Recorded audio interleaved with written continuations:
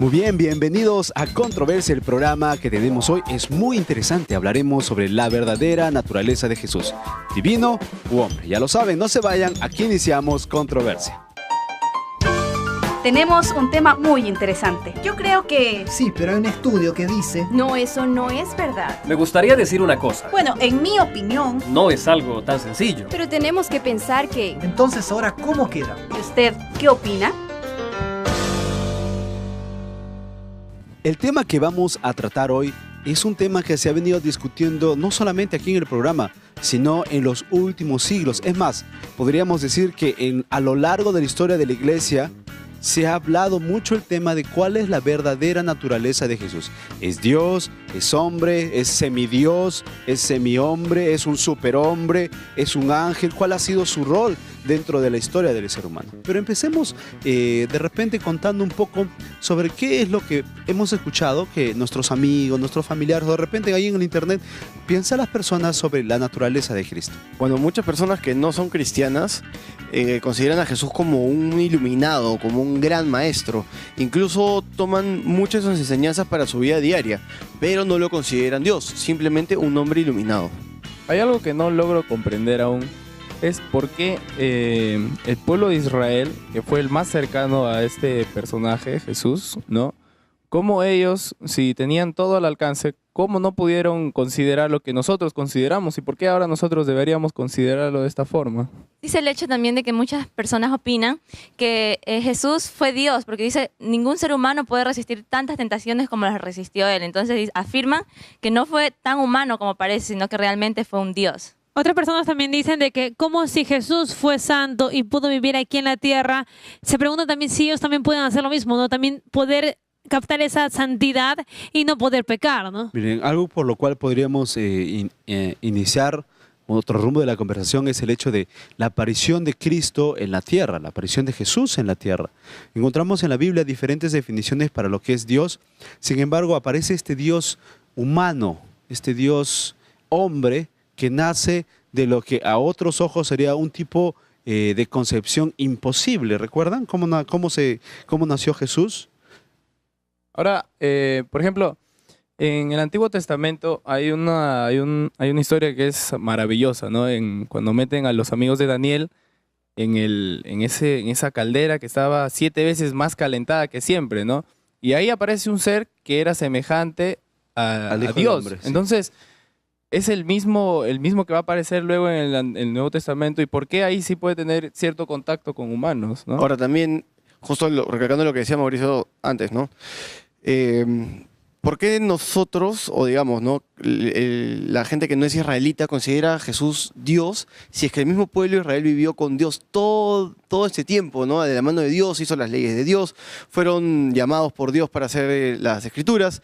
Entonces, ¿no tendrían ellos de repente la verdad acerca de Jesús? Una pregunta también es, cuando Jesús nació, él iba creciendo, ¿en qué momento él se dio cuenta que ya había existido? ¿O desde su infancia él sabía que ya había existido con el Padre? Ahora, esto es muy interesante porque nosotros conocemos que un bebé cuando nace necesita tener una edad mínima para poder tener razón de las cosas, ¿no? ¿Qué pasaba con ese bebito cuando iba creciendo, jugando? ¿En qué momento pudo decidir? Y ¿saben a qué suena? Suena a mitología griega, en la que un dios se enamora de una mortal, se llega a ella y pues el niño nace y después mandan a un mensajero y le dicen tú eres semidios y tenemos los héroes míticos, Hércules y bueno, no me acuerdo otros nombres, pero de Hércules me acuerdo bien porque creo que es una de las figuras más preponderantes, ¿no? Y siempre los semidioses están ¿para qué? Para salvar a la humanidad, para ayudar a la humanidad, para combatir la maldad de los dioses sobre los hombres. Y de alguna manera hay personas que creen que la historia de Jesús no es más que una adaptación judía a lo que en sus tiempos, con la expansión de la cultura helenística, cuando se expansió toda esa situación, la expresión cultural y religiosa, pues salió la historia de Jesús. Algo que muchos tampoco se explican es cómo María concibe, ¿no? Porque sabemos de que no tuvo nada, ningún contacto con el que era su ya casi esposo, José en este caso, y muchos todavía tratan de descifrar qué cosa fue lo que realmente pasó y por qué no puede pasar ahora con otra persona, ¿no? Ahora también, comentando más o menos lo que dice Sharon, cuando Jesús era pequeño, ¿no? Y bueno, normalmente cuando uno es pequeño recibe la educación de sus padres. Y si Jesús era Dios, ¿cómo podría de repente asimilar la educación de sus padres y vivir la educación de sus padres cuando de repente iba en contra de los planes de Dios? Porque a veces María también se olvidaba que estaba concibiendo al Salvador del mundo. Justo hablando de la niñez, por ejemplo, sería injusto entonces ahora que hablar de que nos dejó un ejemplo de todo esto, si es que, o sea, pues él es Dios y vemos que a su corta edad él ya discutía con grandes teólogos, podríamos decirlo, ¿no? Con grandes teólogos él ya discutía, entonces nosotros en nuestro caso también podríamos hacer lo mismo. Mira, y hay algo que podríamos mencionar. Es interesante que podamos recalcar que en las diferentes genealogías que aparecen en la Biblia siempre está hijo de fulano, engendró a sutano, ¿no? Pero cuando hablamos de la genealogía de Jesús encontramos nombres de mujeres, algo muy particular dentro de la Biblia. Y encontramos nombres de mujeres que, bueno, algunas de ellas han tenido una procedencia no muy santa comparado con la idea del Mesías, Salvador, único hijo, cordero, puro, etcétera, etcétera. Entonces muchas personas se agarran de esta parte de la Biblia que explica que Cristo viene no de un linaje puro, vamos a colocarlo así, pero que en realidad no es más que una mera coincidencia en los hechos que sucedieron a lo largo de la historia y que se grabaron como están en la Biblia. Muchos se cuestionan por qué Jesús tuvo que nacer en ese lugar y por qué ese lugar en la actualidad se encuentra en muchos problemas. Habiendo tantos países en el mundo, justo nació ahí en Judea, bueno, interesante. Ahora, por ejemplo, muchas personas en la antigüedad seguían a Jesús por las sanaciones que hacía y por los milagros que hacía y por lo que predicaba, y por eso lo consideraban hijo de Dios. Hoy en día hay mucha gente que sana y hace milagros y predica cosas muy espectaculares, ¿no? Porque ellos tampoco no podrían ser el Mesías. Vamos a un punto sobre qué hay acerca de y cómo se puede explicar lo que Jesús hizo, ¿no? Por ejemplo, vemos de que Jesús caminó por el agua. Muchos consideran que eso es levitación. Ahora vamos a otro punto. Jesús también sanaba enfermos, ¿no? Y mucha gente piensa, pero, o sea, ¿cómo puedes decirle a alguien, ¿sabes qué? Que es ciego, ¿no? Puedes mirar, o sea. Miraba un par de documentales en la televisión y es interesante ver cómo el mundo científico en algunos casos lo coloca en un punto de vista bastante interesante. Los teóricos de los astronautas antiguos, ese nombre interesante también, ¿no? Señalan, de alguna manera, que Cristo fue un contacto alienígena de cuarto tipo, de relación humana. Porque cuando Cristo sube al cielo, regresa al cielo, pues la Biblia dice, no, vino una nube, lo tapó y desapareció en la nube. Y dice, está la prueba, pues está uno de los primeros ovnis que ustedes han visto. Y cuando Jesús estaba en el Getsemaní, una gran luz, no era la nave nodriza, pues, que venía a asegurarse que todo estuviera bien, que esto, que el otro. Y si lo vemos de un punto de vista como tal, puede ser hasta algún punto creíble, ¿verdad? Incluso he escuchado que Jesús es un maya galáctico. Ahora, viéndolo desde la perspectiva última, ¿no? De la última película que yo creo que todos la han visto, de Avatar, llegaría a ser el cuerpo humano en Jesús un avatar de algo sobrenatural que de puede algo externo a que nuestro puede tomar planeta. parte, ¿no? Miren, Otra pregunta también es, por ejemplo, cuando en la Biblia se registra cuando Él se aparece a sus discípulos, ya una vez resucitado. ¿Cómo Él se aparece a los discípulos en espíritu? ¿Cómo los discípulos lo logran divisar? ¿En cuerpo? Y cuando Él asciende, o sea, ¿en qué estado asciende? ¿Físico o en espíritu? mira, algo interesante referente más o menos a lo que lo que está Julie mencionando, es el hecho que en el mundo cristiano, en el mundo teológico, muchos se manejan los términos sobre la naturaleza. Naturaleza humana, naturaleza caída, naturaleza pecaminosa, naturaleza santa. Parece que todos tienen una naturaleza y al final de cuentas, ¿cuál fue la naturaleza de Cristo? ¿Fue como Adán? ¿Es como nosotros? ¿Fue como Dios? ¿Tuvo alguna ventaja cuando estuvo en la tierra? Tenemos una intervención más en platea. Vamos a escuchar lo que nos tienen que compartir. Muy bien.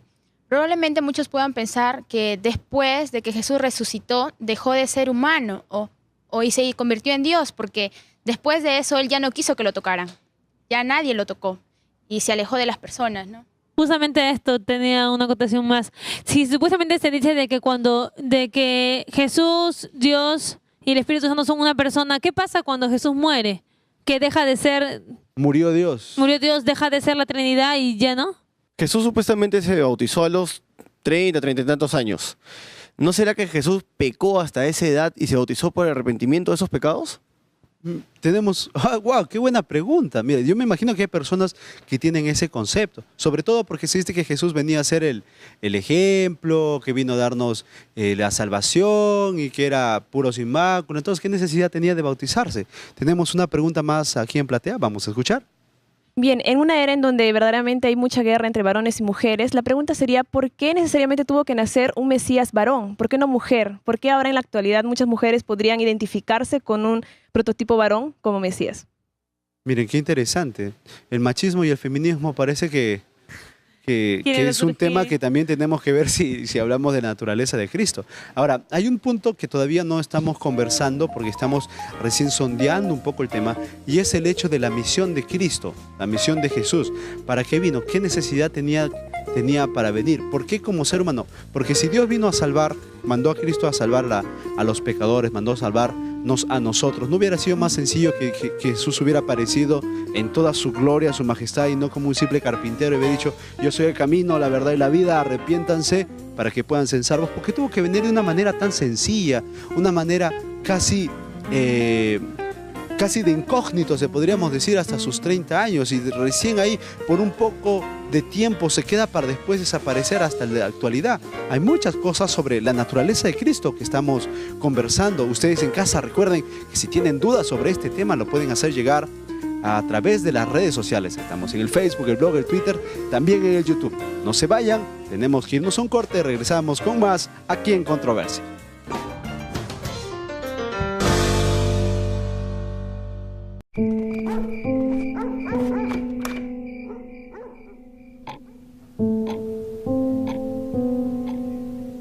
Ayer aprendí que no existe sacrificio que no cueste.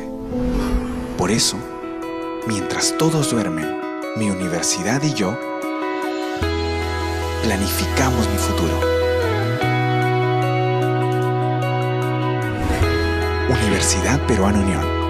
Juntos.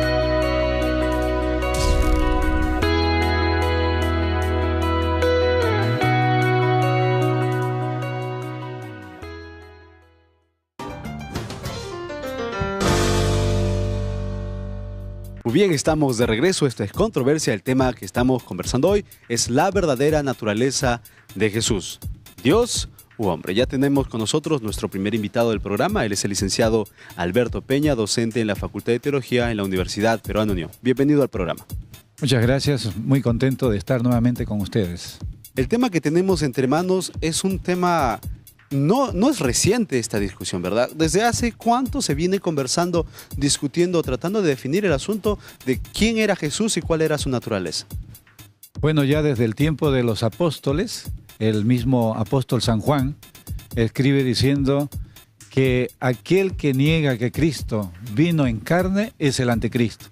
O sea, ya desde el mismo comienzo, la influencia filosófica había puesto en duda acerca de la realidad de la humanidad de Cristo o la realidad de su divinidad. Esta es una discusión desde el comienzo de la fe cristiana. O sea, no se discute mucho que Jesús haya sido hombre, sino que haya sido Dios. Las dos cosas se discutieron. Al comienzo se discutió si era verdaderamente Dios. Después de un siglo se empezó a discutir acerca si era verdaderamente hombre. Muy bien, encontramos nosotros contemporáneo al tiempo de Jesús y a los inicios de la iglesia primitiva como tal, ciertas mitologías, ciertos cuentos, ciertas expresiones folclóricas a través de historias en las cuales también se hablan de hijos de dioses, mitad Dios, mitad hombre. ¿No encajaría Jesús en una de estas definiciones? Bueno, la mitología griega había a través de los filósofos tradicionales como Sócrates, Aristóteles, Platón, ¿no? Sobre todo Aristóteles había dicho pues que el que creó la materia o el universo o los que crearon fueron los demiurgos. Es decir, demiurgo quiere decir arquitectos, los constructores, pero estos no eran Dios. Estos eran simplemente seres poderosos, casi Dios, pero Dios, según la filosofía, no tenía nada de potencia, solo acción. O sea, él no puede moverse, él no podía intervenir en un acto creador. Entonces, esta idea siempre ha dado que hay hombres, que hay Dios y que hay Dios hombres, es decir, medio dioses, medio hombres, ¿no? La mitología griega está llena de esto y también todas las religiones, los egipcios, los sirios, los asirios, todos ellos siempre han tenido estos conceptos que podríamos decirse que confunden un poco acerca de Cristo y su papel, ¿no? Pero el cristianismo ha sido muy claro, porque la Biblia es muy clara, como por ejemplo en Juan capítulo 1, 1 al 3, dice que en el principio era el verbo estaba con Dios y el verbo era Dios. Entonces, no hay dudas acerca de la divinidad de Cristo cuando uno lee sin preconcepto filosófico. El problema es cuando yo primero sé los conceptos del ser, los conceptos de Dios, de la filosofía, y cuando se piensa que Dios es un ser que está fuera de la esfera de la materia, del tiempo, del espacio, entonces es difícil creer de que Cristo, que estuvo dentro del tiempo y el espacio, sea Dios, ¿no? Pastor, hay una duda que he escuchado ya de varias personas que dicen acerca de esta característica que tiene Dios, ¿verdad? Cuando Él vino a este mundo, ¿perdió esta habilidad de ser omnipresente? La Biblia dice en Filipenses 2:5, 6, 7, que Cristo se despojó. Eso se llama la kenosis, es decir, Cristo se hizo hombre y dejó, vamos a decir, se despojó de su divinidad. Ese despojarse no es que Cristo, al hacerse hombre, se perdió o se redujo su divinidad. Simplemente quiere decir que Él voluntariamente depuso el usar sus poderes divinos, pero no puede haber, ni pudo haber, una disminución del ser divino en Cristo Jesús. Él, siendo hombre, siguió siendo total y completamente Dios. Y eso dice la Biblia en Colosenses 2:9, que en Cristo, como hombre, como el Mesías, existen corporalmente la plenitud de la deidad. Y la deidad tiene que ver con el aspecto de las prerrogativas que corresponden a Dios. Entonces, pastor, si es que lo vemos de esta perspectiva de que no se perdió su omnipresencia, ¿qué hay de aquellas otras culturas? Por ejemplo, la cultura la cultura inca, que es de la parte de acá, la cultura maya, de aquellas personas que jamás escucharon y jamás tuvieron cierto contacto con Él, ¿cómo es que llega salvación a ellos? Por ejemplo, las personas que mueren incluso antes de que llegue la iglesia a estos lugares. Aquí entra lo bueno de Dios. Dios no nos juzga por su ley, sino nos juzga por las verdades o por la luz que hemos recibido de Él. Entonces, el que recibió poca luz, con esa poca luz será juzgado. El que recibió mucha luz, con esa mucha luz será juzgado. Eso dice en Romanos, el primer capítulo, ¿no? Es decir, en verdad, hay muchos que van a llegar al cielo y nunca escucharon de Cristo. Y allí lo van a conocer por primera vez. Pero no será que se salvaron por otra fuente, solo se salvaron por Cristo. O sea, Cristo ganó la salvación para todos los seres humanos, aún para aquellos, como tú dices, que nunca escucharon de Él. Pero Dios es bueno. En poca luz, con esa luz, ellos se salvaron. Sí, Jesús murió un día viernes y sabemos de que la Trinidad son tres, Dios, Padre y Espíritu Santo. Vemos de que Él todavía resucitó un día domingo. Entonces, ¿qué? ¿Será que nos quedamos sin Dios por un día? Bueno, tenemos que siempre ver este misterio de Dios y hombre que hay en Cristo. La pregunta que se ha hecho siempre, ¿qué murió de Cristo cuando Él murió? Su divinidad es inmortal. O sea, su divinidad nunca murió, nunca dejó de ser Cristo, pero como humano dejó de existir, murió. Literalmente murió y literalmente resucitó. Encontramos en los libros de Pedro, en las epístolas de Pedro, que se habla de que Cristo descendió al Seol, a los infiernos. ¿Cómo podemos entender esto dentro de todo el esquema bíblico en el cual no se habla de un lugar tal? Y luego encontramos que Él descendió a predicarle a los muertos, dice. Bueno, esa es una mala interpretación del texto, aunque aparentemente lo sugiere, pero mirando bien el texto en su original, se está dando que se está usando una metáfora, ¿no? Donde Cristo predicó en otros tiempos, no cuando estaba muerto, porque cuando estaba muerto no predicó a nadie, estaba muerto, no estaba en ningún lado. Entonces, cuando Él, en su misión salvífica, desde que el hombre pecó, siempre ha estado Jesucristo, o sea, Jehová. Preocupado por el ¿no? ser humano. Estaba preocupado y entonces predicó a los antediluvianos a través de Noé, predicó a través de su Santo Espíritu, predicó Él mismo buscando gente, etcétera, etcétera, y siempre. Y a esto se llama espíritus escarcelados, pero es una metáfora. Aquellos que no conocen la luz y que están en las tinieblas están en estos niveles de espíritus encarcelados. Muy bien. ¿no? Nosotros en Platea tenemos una intervención. Vamos a escuchar una pregunta para nuestro invitado. Pastor, en Colosenses 1:15 dice lo siguiente: es la imagen del Dios invisible, el primogénito de toda creación. Este texto ha traído mucha controversia respecto a la divinidad de Jesús, la humanidad de Jesús. La pregunta es, ¿Jesús fue creado?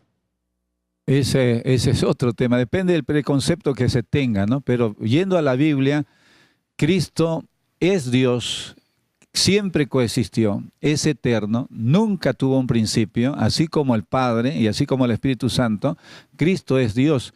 Y hay varios textos que acreditan esto, ¿no? En el Antiguo Testamento tenemos a Isaías 9:6, donde le llama Padre, Dios eterno, Príncipe de paz y Dios eterno. Entonces, Cristo es Dios. Ahora, cuando dice que Cristo fue primogénito de toda creación, también dice que es primogénito de entre los muertos, para que en todo ese mismo texto que acabas tú de mencionar, si sigues leyendo, dice para que en todo tenga preeminencia.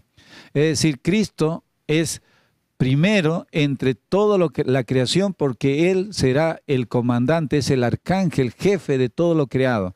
Pero eso es solo para darle a Él preeminencia, honor, pero no es en su esencia que Él tuvo principio.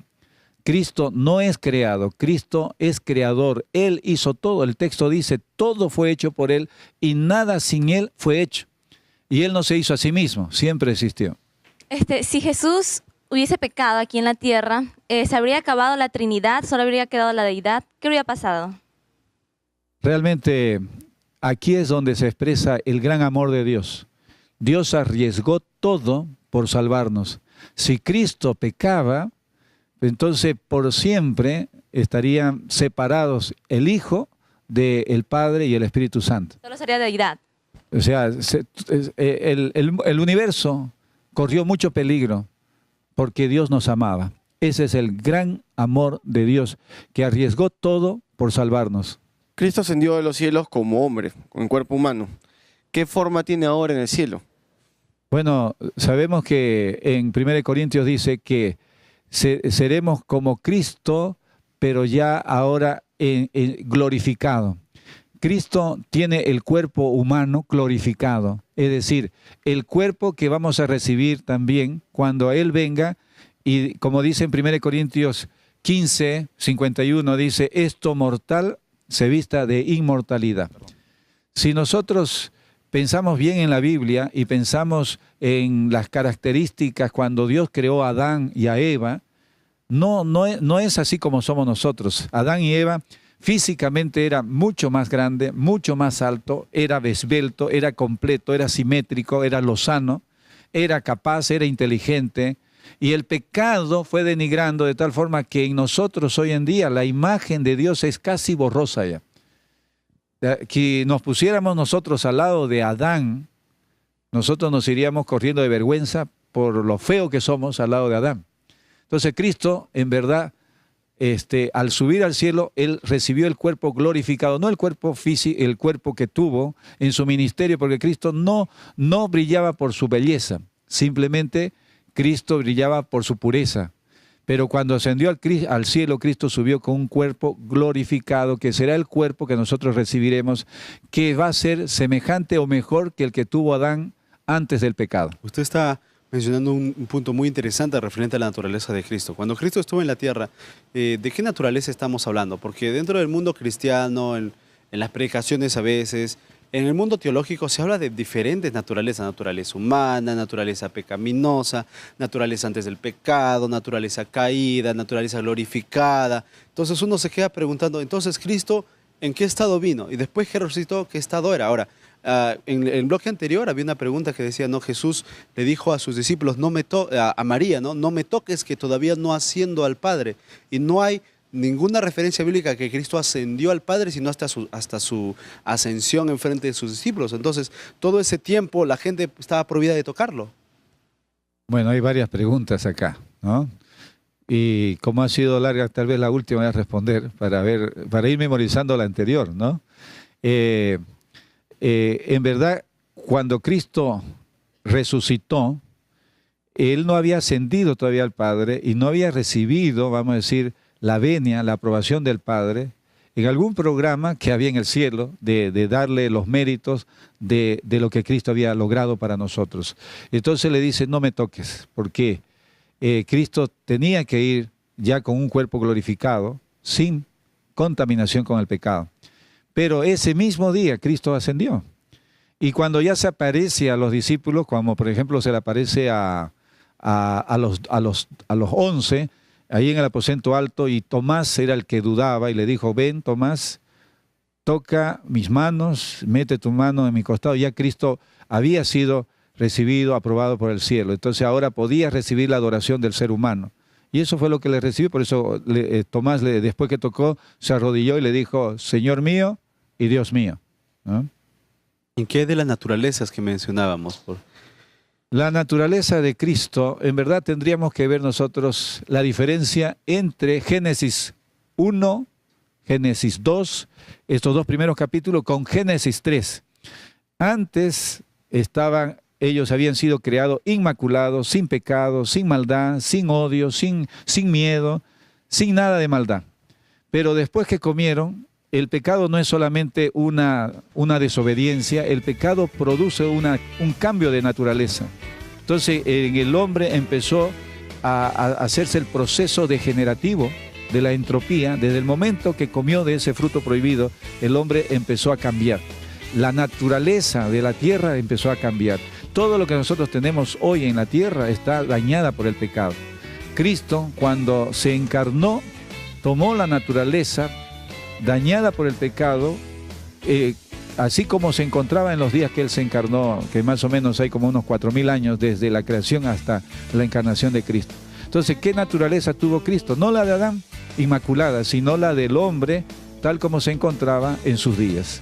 Muchas gracias por haber estado con nosotros en el programa. Nosotros tenemos que irnos a un corte. Ustedes en casa no se vayan. Estamos tratando el tema sobre la verdadera naturaleza de Jesús, divino o humano. Nos vemos después de un corte.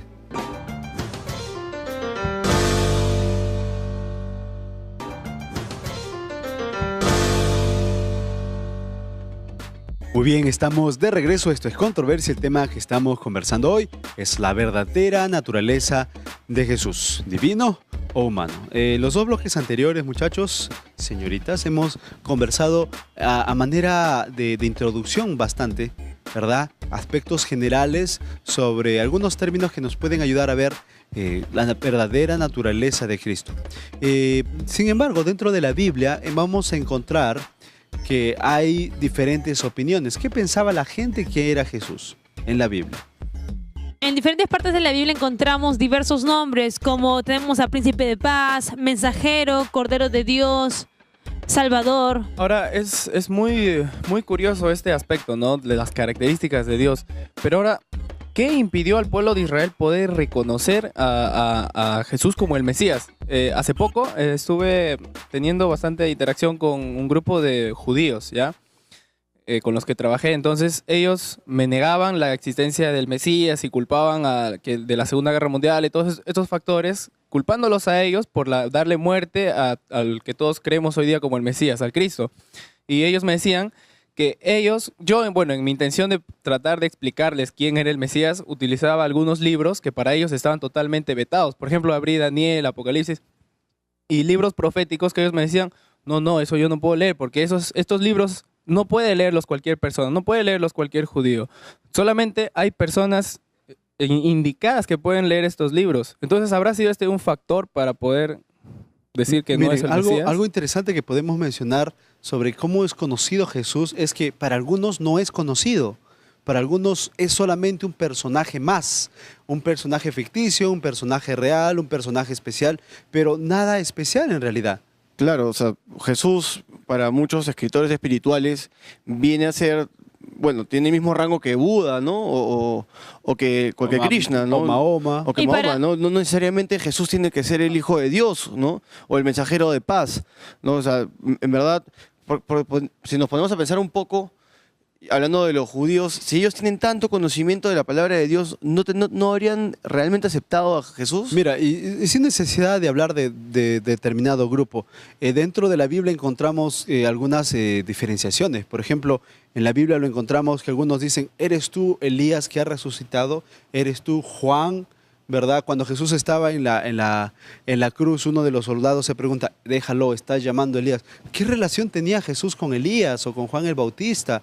Es más, ahora, hoy en día, existen algunos estudios teológicos netamente en la cual se habla de esta figura del tipo y del antitipo. Y se habla de Isaac, se habla de David, se habla de varios personajes que son el tipo y el antitipo. ¿Cómo podemos utilizar esto para entender un poco más la naturaleza de Cristo, su misión como ser humano? Y cómo también nosotros podemos diferenciar de, por ejemplo, lo que fue un profeta con Jesús. ¿Cuál fue la diferencia? ¿Qué fue lo que marcó la diferencia? Mira, muchos nos preocupamos en qué decía el resto, qué dice fulano y tal, pero ¿qué decía Jesús de sí mismo? ¿Cuál era su testimonio? ¿Cuál era la imagen que él aceptaba y decía en sus enseñanzas? Tenemos una pregunta aquí en la platea, vamos a escuchar.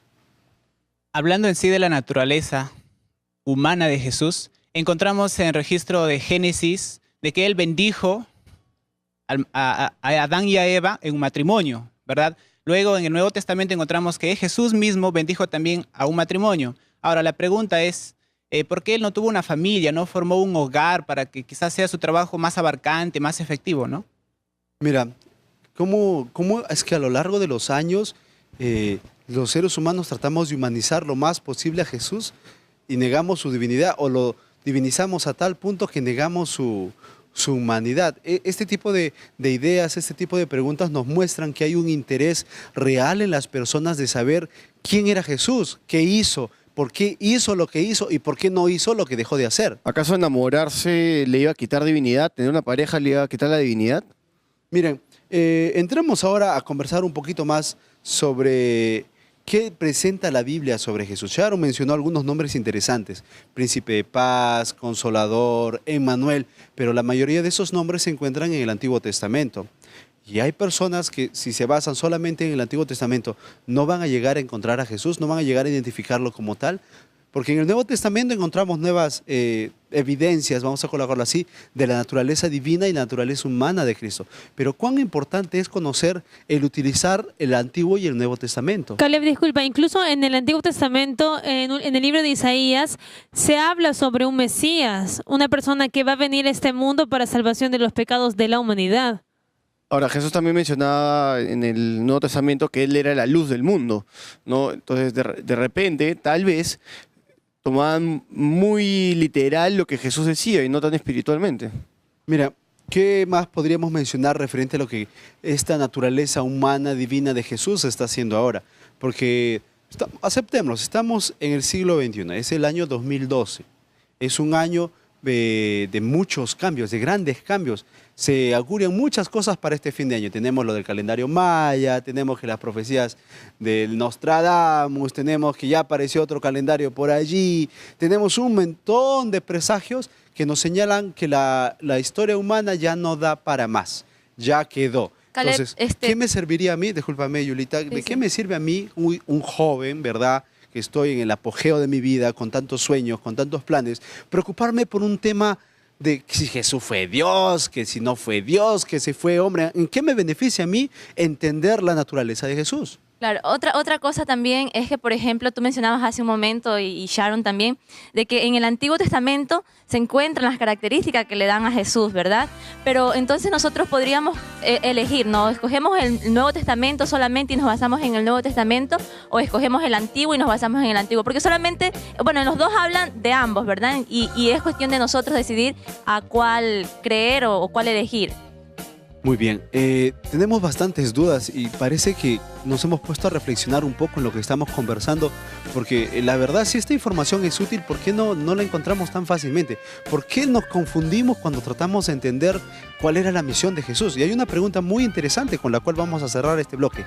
¿Qué necesidad tenía Dios el Hijo, Jesús, de convertirse en hombre?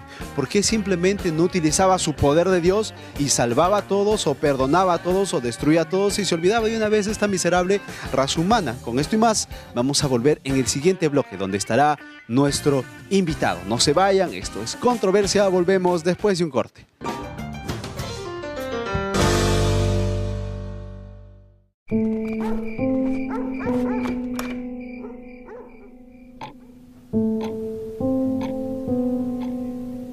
Ayer aprendí que no existe sacrificio que no cueste. Por eso, mientras todos duermen, mi universidad y yo planificamos mi futuro. Universidad Peruana Unión. Juntos.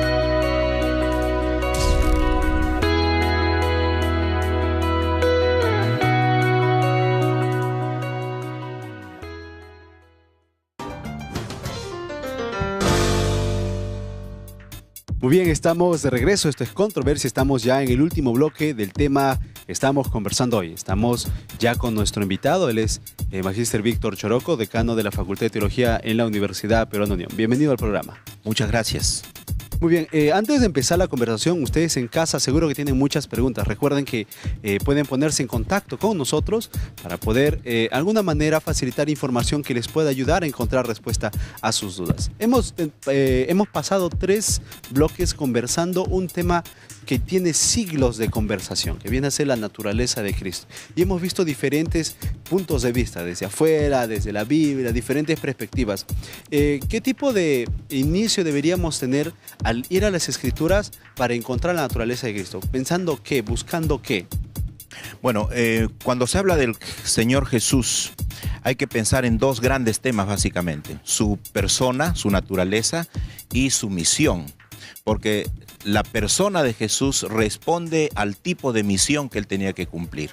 Si Jesús es divino y humano, como la Biblia lo dice, es porque tenía que ser así para poder estar calificado para cumplir su misión. Él tuvo una misión. Entonces, el contexto de la naturaleza de Cristo es la misión que él vino a cumplir. Él vino a cumplir una misión específica, salvar a la humanidad de la muerte eterna. Se dice que Dios mandó a su único hijo a morir por todos nosotros, a salvarnos, y que deberíamos aceptar esto, ¿no?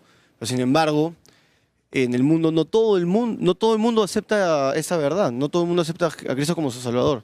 ¿Por qué Dios no le dio más atributos a Jesús para que la gente pudiera creer en él y que todo el mundo se salve igualmente?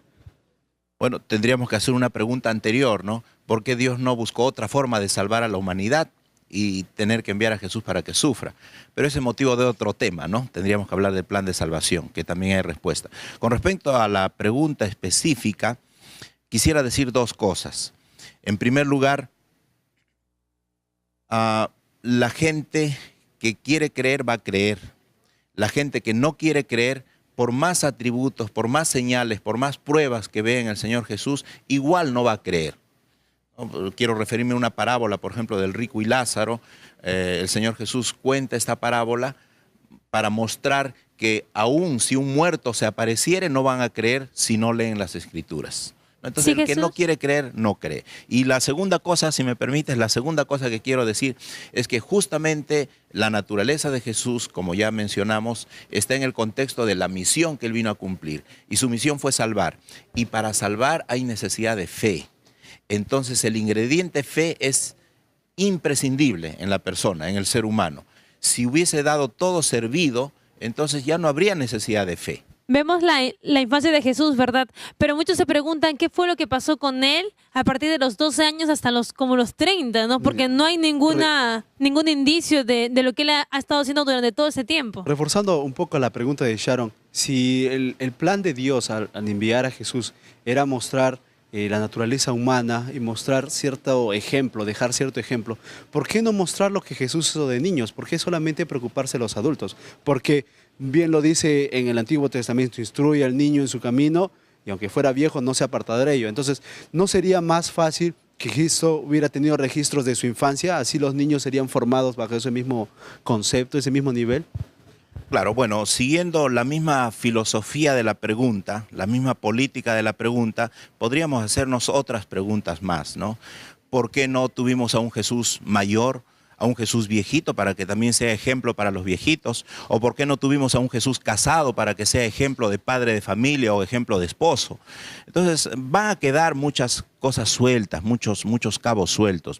La Biblia se dedica a revelarnos solamente aquello que es necesario, estrictamente necesario para nuestra salvación. Si no fue revelado eso por el Señor, es porque a lo mejor no lo necesitamos para el plan de salvación. La Biblia solo contiene esa parte de la vida de Jesús. El resto no hay y no tenemos por qué especular en lo que no hay. Hablemos, discutamos y aprendamos de lo que está revelado, no de lo que no está revelado. Ahora, hay algo que es muy interesante, porque en Deuteronomio 6:4 nos habla acerca de un Dios. Y en Colosenses también tenemos al mismo Dios, y dice que Dios es uno solo. Entonces, ¿por qué esta variación en el carácter de Dios? En el Antiguo vemos a un Dios que eliminaba pueblos enteros, que solo tenía una misión para un pueblo designado. Y ahora, en el Nuevo, vemos a un Dios un poco más suelto, más amador, más bueno. Bueno, en realidad el carácter de Dios no varía, porque Dios es el mismo ayer, hoy y siempre. Jesús también es el mismo ayer, hoy, por los siglos de los siglos. El carácter de Dios no varía. La misericordia de Dios se revela desde el mismo comienzo. No podemos decir, sería un error, un craso error decir que el Dios del Antiguo Testamento era un Dios malo, severo, y el Dios del Nuevo Testamento es un Dios benevolente, benévolo, misericordioso. Dios es misericordioso siempre, y eso lo vemos desde la misma creación, desde Génesis 1:1. Cuando Dios crea este planeta, cuando Dios crea al ser humano, lo hace simplemente por amor, por misericordia, porque tenía tanto amor que necesitaba compartirlo con más seres, con más personas. Así que ya la creación misma es un indicio de su misericordia.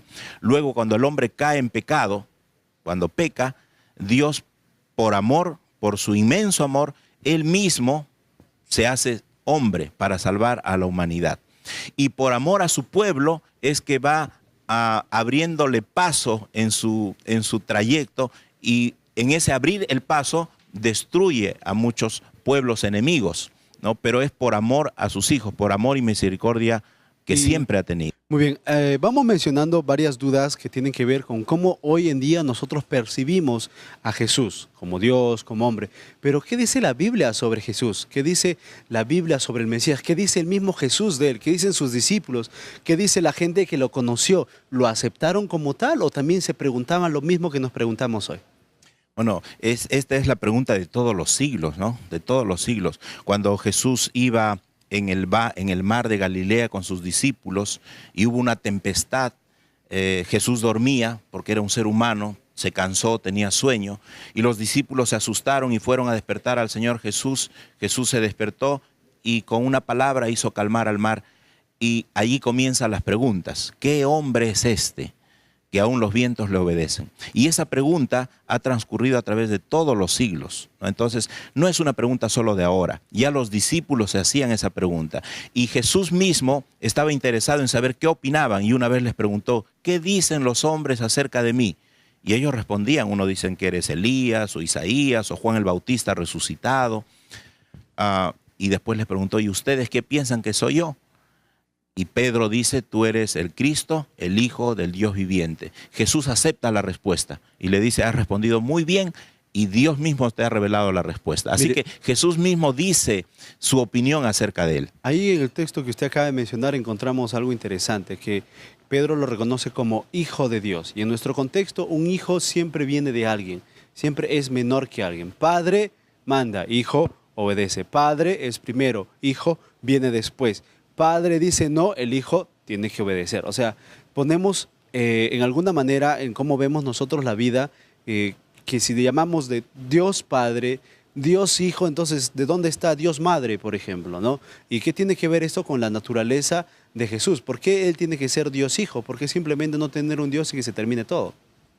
Bien interesante la pregunta, sí. Y muchos llegan a conclusiones similares por esa figura, ¿no?, que se utiliza. La Biblia utiliza la figura de Padre, el Hijo y el Espíritu Santo. O sea, entre Dios, el Padre y Jesús se usa esa relación de Padre e Hijo.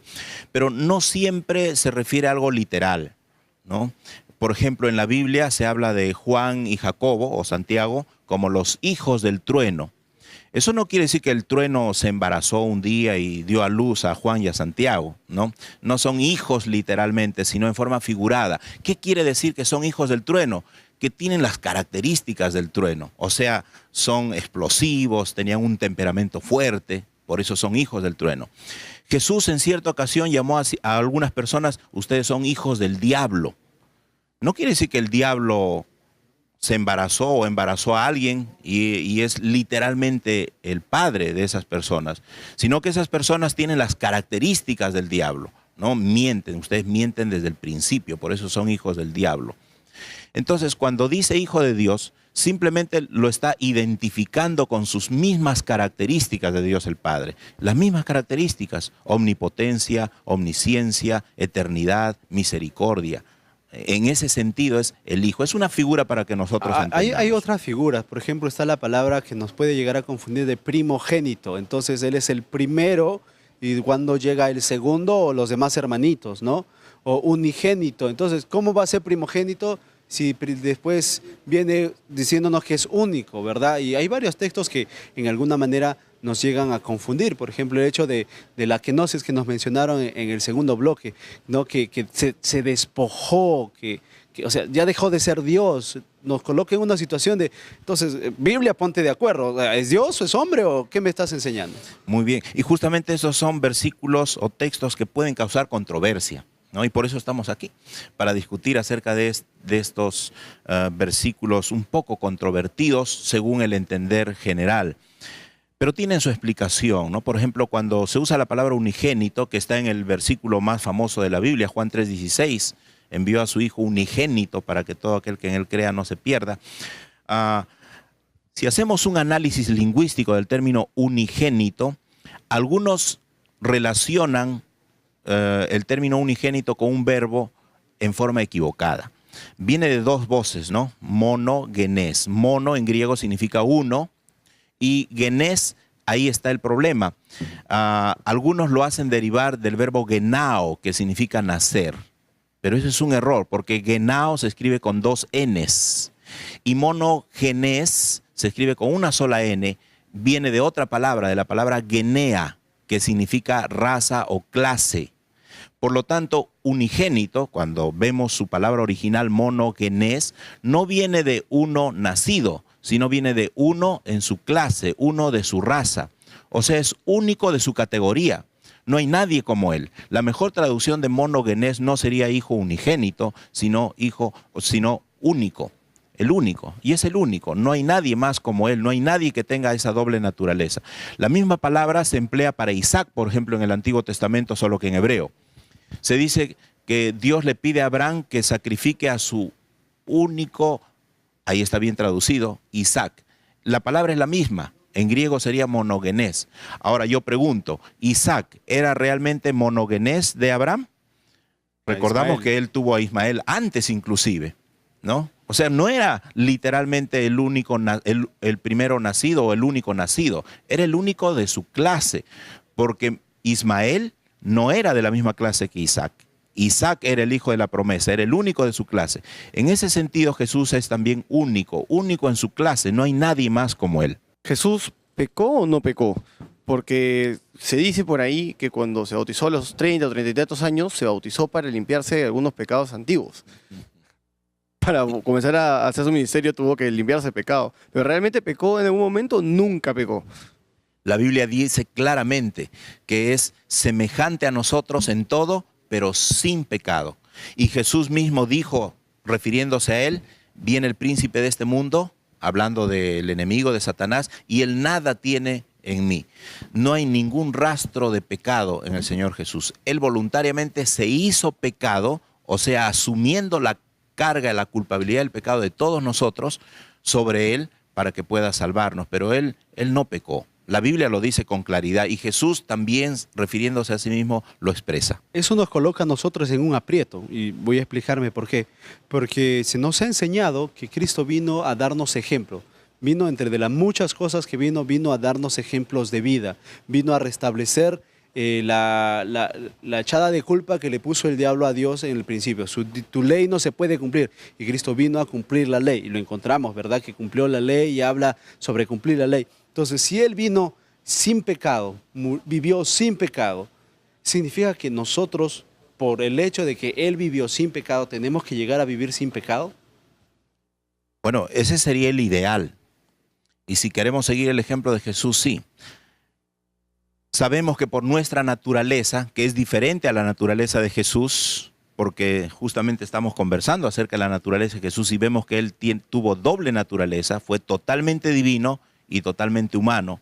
Nosotros somos totalmente humanos y parte de la naturaleza humana, mejor dicho, la esencia de la naturaleza humana, es que somos seres pecadores. Entonces nosotros vamos a cometer pecados. Sin embargo, vamos a seguir el ejemplo de Jesús en el sentido que vamos a depender de Dios para tratar de vivir una vida agradable a Él. En algún sentido, ¿no es eso una ventaja que tenía Jesús sobre nosotros? Claro, Porque, sería algo injusto. Exactamente. Ahora, se lo denomina también en algunos círculos teológicos como el segundo Adán. ¿Cómo podríamos entender esto que nos ayude a ver la necesidad de conocer y entender la naturaleza de Cristo como una ventaja para nosotros dentro del plan de salvación? Muy bien, gracias. Tu pregunta es muy interesante, porque mucha gente se pregunta lo mismo. Al tener doble naturaleza, entonces él tuvo ventaja, ¿no? Él no podía pecar, o él podía acudir a su naturaleza divina para no pecar. En cambio, nosotros, pobrecitos, no podemos vivir sin pecado. Jesús es el segundo Adán, como lo acabas de mencionar. ¿Cómo fue el primer Adán? ¿El primer Adán tenía naturaleza pecaminosa o no tenía naturaleza pecaminosa? Tenía naturaleza... El primer Adán no tenía naturaleza pecaminosa. Él fue creado por Dios perfecto, ser humano perfecto. No tenía inclinación al mal. No tenía inclinación al mal. Sin embargo, ¿había la posibilidad de pecar? Sí había. Y es más, pecó. ¿No? Es más, pecó. O sea, había la posibilidad de pecar y pecó. Otro ejemplo, Lucifer, el enemigo, Satanás, cuando fue creado por Dios como un ángel perfecto de luz, ¿tenía tendencia al mal? ¿Tenía inclinación al mal? No. No tenía inclinación al mal. Pero también podía... Pero había la posibilidad de pecar y pecó. Jesús, cuando vino a este mundo, vino como el segundo Adán. O sea, tuvo una naturaleza semejante a la de Adán. Vino a restablecer lo que Adán perdió. Correcto. Entonces, él también vino sin inclinación al mal. Jesús vino sin tendencia al mal, sin naturaleza pecaminosa, porque si hubiese tenido naturaleza pecaminosa, él mismo necesitaría de un Salvador. Pero él vino sin tendencia al mal. Ahora, ¿eso lo pone en ventaja? No, porque así como Adán, así como Lucifer, así como los ángeles, aunque no tenía inclinación al mal, había la posibilidad de que caiga. Y por eso es que Satanás lo tienta. Y es por eso que es ejemplo, porque nos deja claro la necesidad de una dependencia constante de Dios, algo que Adán perdió en su momento. Así es. Justamente como segundo Adán, él triunfa y vence donde el primer Adán fue derrotado. Mire, qué interesante la conversación. Nosotros tenemos que ir cerrando el tema, pero nos gustaría que pudiera dejarnos algunas conclusiones, porque esto es un tema teológico básicamente. Y hoy los jóvenes, en su mayoría, cosas teológicas no están muy interesados y se deja estos temas de lado muchas veces en las iglesias, en los círculos de conversación. ¿Cuál es la necesidad de nosotros los jóvenes de conocer el tema? ¿Cuán importante es para mí que yo entienda mi rol, el rol de Cristo como Dios y hombre dentro de este marco del gran conflicto y el plan de salvación? Bueno, eso va a marcar la filosofía de vida de una persona. Los jóvenes son personas que piensan y que pueden filosofar y que están construyendo su futuro. Y a mí me alegra ver a estos jóvenes aquí reunidos, a ustedes que son jóvenes los que dirigen este programa, porque están interesados en cosas que son trascendentes. El tiempo pasa, la vida avanza, los años corren. Ustedes no siempre van a tener 18, 20 años y van a ver que hay en la vida cosas que son trascendentes, ¿no? Y entre esas cosas trascendentes está el saber que nuestra vida no acaba cuando uno muere. Hay algo más allá, hay trascendencia de nuestra vida, hay una eternidad que nos espera. Pero para eso necesitamos comprender bien el plan de salvación. Necesitamos estar entre los salvados. Y para comprender el plan de salvación tenemos que centrarnos, tenemos que fijarnos en la figura central del plan de salvación, que es Jesús. Comprender su misión y comprender su naturaleza.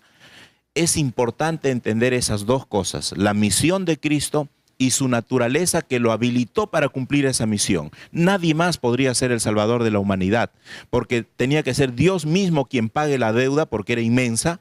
Tenía que ser Dios mismo, pero como Dios, que ya se había dado la orden de que la paga del pecado es muerte y que solo hay remisión de pecados con sangre, Dios mismo tendría que morir, pero no podía morir como Dios. Entonces tenía que hacerse hombre, necesitaba esas dos naturalezas.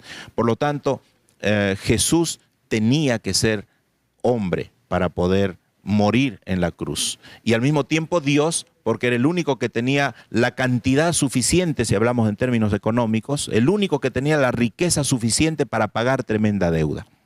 Muy bien, muchas gracias por haber estado aquí con nosotros en el programa. Fue el magíster Víctor Choroco, decano de la Facultad de Teología en la Universidad Peruana Unión. Nosotros tenemos que cerrar el programa, sin embargo, antes de terminar, nos gustaría compartir un texto bíblico con ustedes. Hebreos 4:16 nos dice: acerquémonos pues confiadamente al trono de la gracia, para alcanzar misericordia y hallar gracia para el oportuno socorro. Este texto nos resume toda la conversación que hemos tenido. Acerquémonos a esta figura maravillosa, a este personaje que, conociendo nuestra condición, no dudó en tomarla para que tú y yo podamos tener salvación. No hay tiempo para más, queremos recordarles dos cosas. Número 1, tenemos a su disposición el curso bíblico La Biblia Habla, un curso que nos va a ayudar a entender, a conocer mejor a este personaje que hemos conversado hoy, a Jesús. Y número 2, está también a su disposición las redes sociales para que podamos seguir conversando de este tema si es que alguna duda quedó afuera. Estamos en el Facebook, el blog, el Twitter y también el YouTube. Tenemos que cerrar el programa, nos vemos en la próxima edición de Controversia.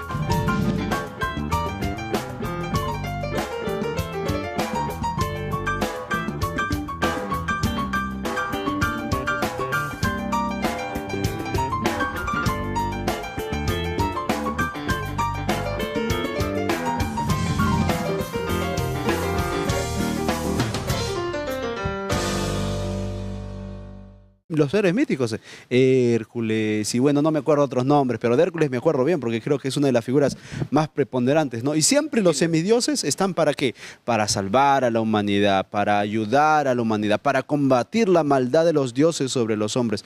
Y de alguna manera hay personas que creen que la historia de Jesús no es más que una adaptación judía a lo que en sus tiempos, con la expansión de la cultura helenística, cuando se expansió toda esa situación, la expresión cultural y religiosa, pues salió la historia de Jesús. Algo que muchos tampoco se explican es cómo María concibe, ¿no?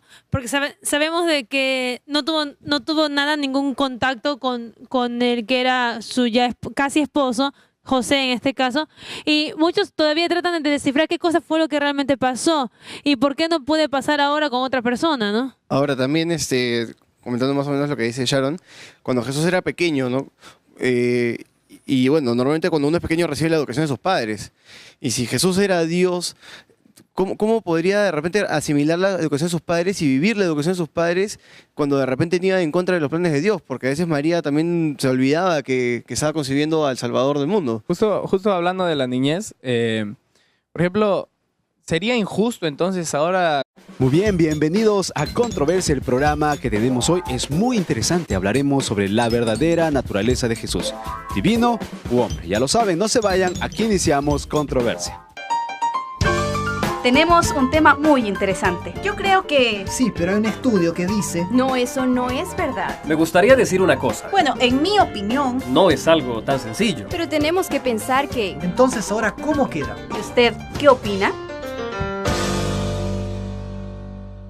El tema que vamos a tratar hoy es un tema que se ha venido discutiendo no solamente aquí en el programa, sino en los últimos siglos. Es más, podríamos decir que a lo largo de la historia de la Iglesia se ha hablado mucho el tema de cuál es la verdadera naturaleza de Jesús. ¿Es Dios? ¿Es hombre? ¿Es semidios? ¿Es semihombre? ¿Es un superhombre? ¿Es un ángel? ¿Cuál ha sido su rol dentro de la historia del ser humano? Pero empecemos de repente contando un poco sobre qué es lo que hemos escuchado que nuestros amigos, nuestros familiares, o de repente ahí en el internet, piensan las personas sobre la naturaleza de Cristo. Bueno, muchas personas que no son cristianas consideran a Jesús como un iluminado, como un gran maestro.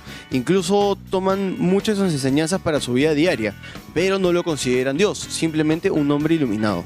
Hay algo que no logro comprender aún, es por qué el pueblo de Israel, que fue el más cercano a este personaje, Jesús, ¿no? Cómo ellos, si tenían todo al alcance, cómo no pudieron considerar lo que nosotros consideramos y por qué ahora nosotros deberíamos considerarlo de esta forma. Dice el hecho también de que muchas personas opinan que Jesús fue Dios, porque dice, ningún ser humano puede resistir tantas tentaciones como las resistió él. Entonces afirman que no fue tan humano como parece, sino que realmente fue un Dios. Otras personas también dicen de que como si Jesús fue santo y pudo vivir aquí en la tierra, se preguntan también si ellos también pueden hacer lo mismo, ¿no? También poder captar esa santidad y no poder pecar, ¿no? Miren, algo por lo cual podríamos iniciar otro rumbo de la conversación es el hecho de la aparición de Cristo en la tierra, la aparición de Jesús en la tierra. Encontramos en la Biblia diferentes definiciones para lo que es Dios. Sin embargo, aparece este Dios humano, este Dios hombre que nace de lo que a otros ojos sería un tipo de concepción imposible. ¿Recuerdan cómo nació Jesús? Ahora, por ejemplo, en el Antiguo Testamento hay una historia que es maravillosa, ¿no? Cuando meten a los amigos de Daniel en esa caldera que estaba 7 veces más calentada, que hablar de que nos dejó un ejemplo de todo esto. Si es que, o sea, pues él es Dios y vemos que a su corta edad él ya discutía con grandes teólogos, podríamos decirlo, ¿no? Con grandes teólogos él ya discutía, entonces nosotros en nuestro caso también podríamos hacer lo mismo. Mira, y hay algo que podríamos mencionar. Es interesante que podamos recalcar que en las diferentes genealogías que aparecen en la Biblia siempre está hijo de fulano, engendró a sutano, ¿no? Pero cuando hablamos de la genealogía de Jesús encontramos nombres de mujeres, algo muy particular dentro de la Biblia. Y encontramos nombres de mujeres que, bueno, algunas de ellas han tenido una procedencia no muy santa comparado con la idea del Mesías, Salvador, único, hijo, cordero, puro, etcétera, etcétera. Entonces muchas personas se agarran de esta parte de la Biblia que explica que Cristo viene no de un linaje puro, vamos a colocarlo así, pero que en realidad no es más que una mera coincidencia en los hechos que sucedieron a lo largo de la historia y que se grabaron como están en la Biblia. Muchos se cuestionan por qué Jesús tuvo que nacer en ese lugar y por qué ese lugar en la actualidad se encuentra en muchos problemas. Habiendo tantos países en el mundo, justo nació ahí en Judea, bueno, interesante. Ahora, por ejemplo, muchas personas en la antigüedad seguían a Jesús por las sanaciones que hacía y por los milagros que hacía y por lo que predicaba y por eso lo consideraban hijo de Dios. Que siempre, ¿no? Y ahí aparece un ser que era semejante a Dios. Hombre, sí. Entonces, es el mismo que va a aparecer luego en el Nuevo Testamento. ¿Y por qué ahí sí puede tener cierto contacto con humanos, ¿no? Ahora también, justo recalcando lo que decía Mauricio antes, ¿no? ¿Por qué nosotros, o digamos, ¿no? La gente que no es israelita considera a Jesús Dios, si es que el mismo pueblo de Israel vivió con Dios todo este tiempo, ¿no? De la mano de Dios, hizo las leyes de Dios, fueron llamados por Dios para hacer las escrituras. Entonces, ¿no tendrían ellos de repente la verdad acerca de Jesús? Una pregunta también es, cuando Jesús nació, él iba creciendo, ¿en qué momento él se dio cuenta que ya había existido? ¿O desde su infancia él sabía que ya había existido con el Padre? Ahora, esto es muy interesante porque nosotros conocemos que un bebé cuando nace necesita tener una edad mínima para poder tener razón de las cosas, ¿no? ¿Qué pasaba con ese bebito cuando iba creciendo, jugando? ¿En qué momento pudo decidir? Y ¿saben a qué suena? Suena a mitología griega, en la que un dios se enamora de una mortal, se llega a ella y pues el niño nace y después mandan a un mensajero y le dicen tú eres semidios y tenemos los héroes